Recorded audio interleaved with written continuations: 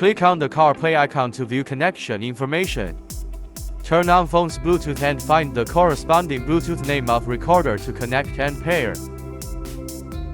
And choose to use CarPlay simultaneously. The phone and touch screen are successfully connected.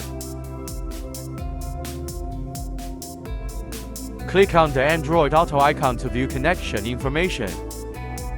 Turn on phone's Bluetooth and find the corresponding Bluetooth name of recorder to connect and pair. And choose to pair. The phone and touch screen are successfully connected.